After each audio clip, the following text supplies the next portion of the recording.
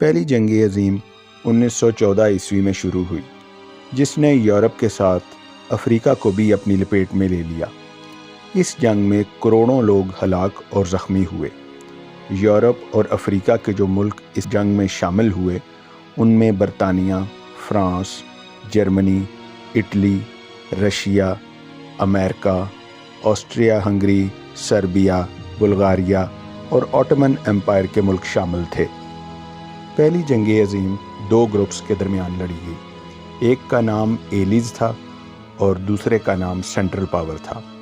ایلیز میں جو ملک شامل تھے ان میں برطانیہ، فرانس، رشیا اور اٹلی تھا، جبکہ سینٹرل پاور میں جرمنی، آسٹریا ہنگری، بلغاریہ اور آٹومن امپائر کے ملک شامل تھے۔ یوں یہ دونوں گروپس ہتھیار بنانے اور جمع کرنے لگے۔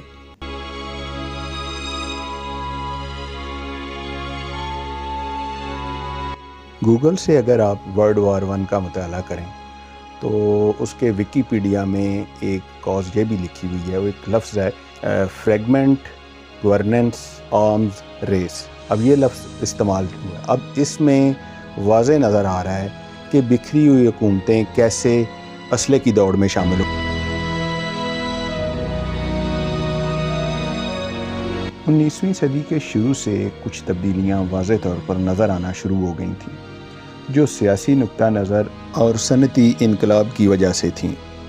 کچھ یورپ کے ملک ایسے بھی تھے جو مسلسل بادشاہت کے نظام سے بیزار تھے، مگر یہیں کچھ ممالک ایسے بھی تھے جو مفاہمت کی راہ نکال کر دونوں نظام چلا رہے تھے، یعنی بادشاہی نظام اور پارلیمانی نظام۔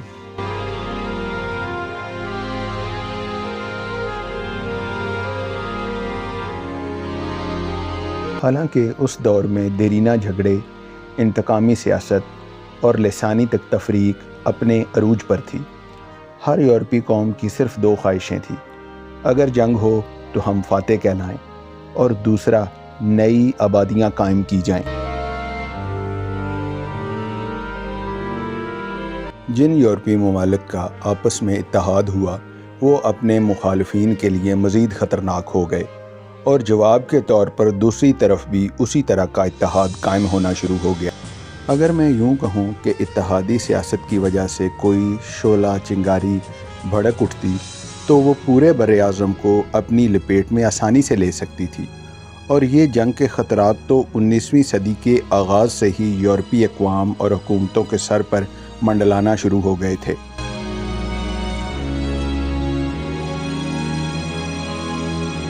چاہیے تو یہ تھا کہ یورپ کے دانش مند اور سیاسی سوجھ بوجھ والے انتہائی تحمل اور بردباری سے ان مسائل کا حل سفارتکاری کے ذریعے سے ڈھونڈتے، مگر ایسا نہ ہوا۔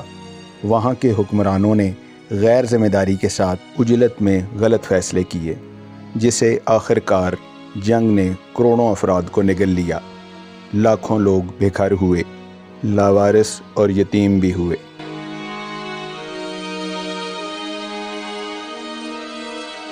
صنعتی ترقی کے ساتھ ساتھ اب یورپی ممالک میں جدید اسلحہ سازی کا ٹرینڈ بہت زور پکڑنے لگا۔ ایک اچھی رقم مشین گنوں، توپوں اور ٹینکوں کی ایجاد پر خرچ کی جانے لگی۔ فوجیں ہائی الرٹ تھیں اور کمیونیکیشن کو مزید اچھا کرنے کی کوششیں کی جا رہی تھیں۔ ریلوے کو اس وقت رسل و ترسیل میں مزید بہتر کیا گیا۔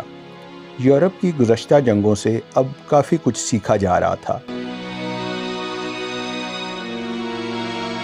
یورپ میں جنگی ماہرین اب جن موضوعات پر بات کر رہے تھے وہ جدید اسلحہ، تیز ترین ذرائع ابلاغ، فوج میں لڑنے کا جذبہ، معاشی استحکام، اور سب سے اہم بات کہ اگر جنگ لمبے عرصے تک لڑنی پڑے تو مل کر معاشی قوت بن جایا جائے اور جنگ جیت کے دکھائی جائے۔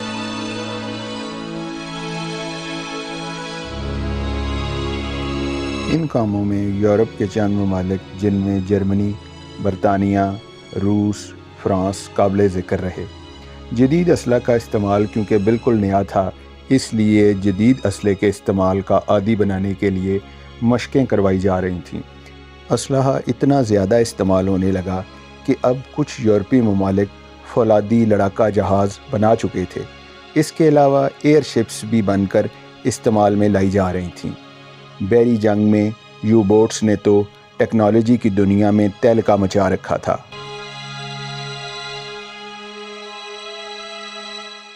یعنی اب تو دشمن کے بحری جہازوں کے نظر میں آئے بغیر ہی انہیں بآسانی ٹارگٹ کیا جا سکتا تھا۔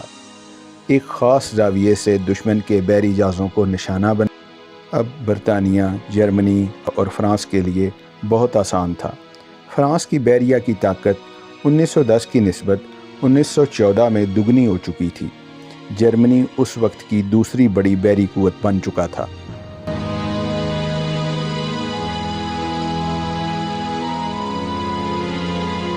اگر برطانیہ کی بحری قوت کی بات کریں تو وہ اس وقت پہلے نمبر پر تھی۔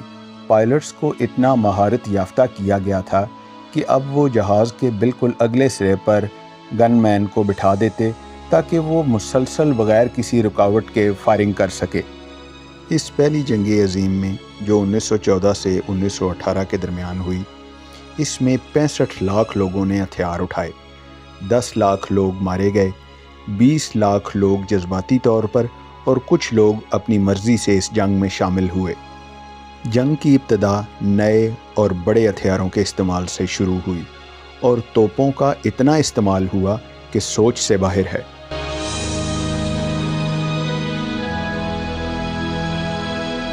آج ہم جو پہلی جنگ عظیم کی فوٹوز دیکھتے ہیں، اس کو باقاعدہ جرمنی کا ایک کرو تھا جو ٹرنچز یعنی جو خندقیں ہیں اس میں ان مناظر کو فلما رہا تھا۔ اس وقت کمیونیکیشن ایک بہت بڑا مسئلہ تھا۔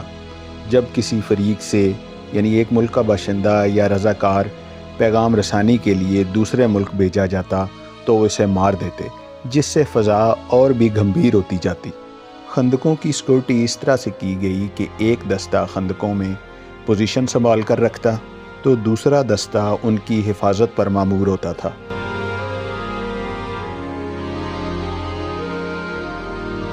خندقوں کو ایک محفوظ جگہ تصور کیا جاتا تھا اور وہاں فوجیوں کا قیام زیادہ رہتا اور کہ فوجیوں کی جو شیو ہے حجام انہی خندقوں میں ان کی شیو کیا کرتے تھے۔ 1914 میں اوسطاً کسی بھی پائلٹ کی زندگی 11 دن سے زیادہ نہیں ہوتی تھی، جو ٹرنچز میں تعینات لوگوں کی طرح ہوتی جس پر کسی وقت بھی حملہ ہو سکتا تھا۔ شروع میں فوجیں بڑے ہوائی غبارے کی صورت میں میزائل کی شکل میں حملہ کرتی تھیں۔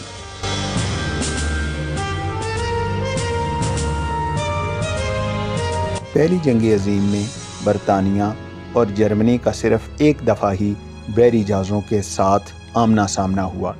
ان دونوں ملکوں نے بہت بڑے اور مہنگے لڑاکا بحری جہاز تیار کیے ہوئے تھے۔